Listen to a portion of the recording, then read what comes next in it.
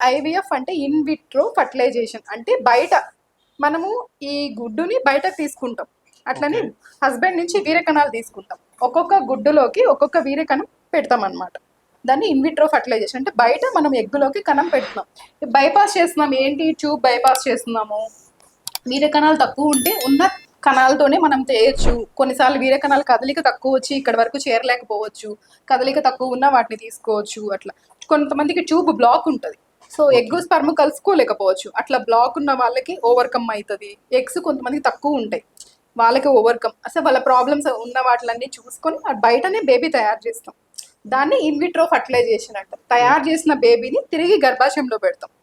So once IVF అనగానే ఇది complete గా ఆర్టిఫిషియల్ మనం అని అనుకుంటారు. కంప్లీట్ గా ఆర్టిఫిషియల్ ఏం కాదు. వైఫ్ యొక్క ఎగ్స్ తీసుకుంటాం, హస్బెండ్ యొక్క స్పమ్స్ తీసుకుంటాం, మనం బేబీని బయట తయారు చేసినాం, తిరిగి గర్భాశయంలో పెడతాం. ఆర్టిఫిషియల్ అంటే నేను ఎగ్ ఏమన్నా బయట ఎక్కడ తేయలేను, స్పర్మ్ నేను బయట తేయలేను. ప్లాస్టిక్ ఎగ్, ప్లాస్టిక్ స్పమ్స్ ఏం ఉండవు.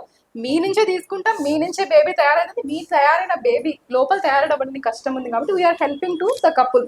సో బయట తయారైంది, దాన్ని తీసుకొచ్చి గర్భాశయంలో పెట్టాం. అది గర్భాశయంలో పెట్టింది అతుక్కొని పెరిగి అమ్మ గర్భంలోనే పెరిగి మనం 5వ రోజు బిడ్డను పెడతాం. 5 రోజులు బిడ్డను అంతే. ఎగ్గు స్పర్మ్ కలుసుకున్న తర్వాత 5 రోజులు బిడ్డని గర్భాశయంలో పెడతాం. 9 నెలలు అమ్మ గర్భంలోనే పెరుగుతుంది, అమ్మకి డెలివరీ అవుతుంది. మీ బేబీ మీకు టెస్ట్ బేబీ అనగానే ఇది ఏదో బయట బేబీ, వేరే వాళ్ళ బేబీ. నాకు ఇక్కడ ఏం స్టాక్ ఉండవు బేబీలు పెట్టడానికి.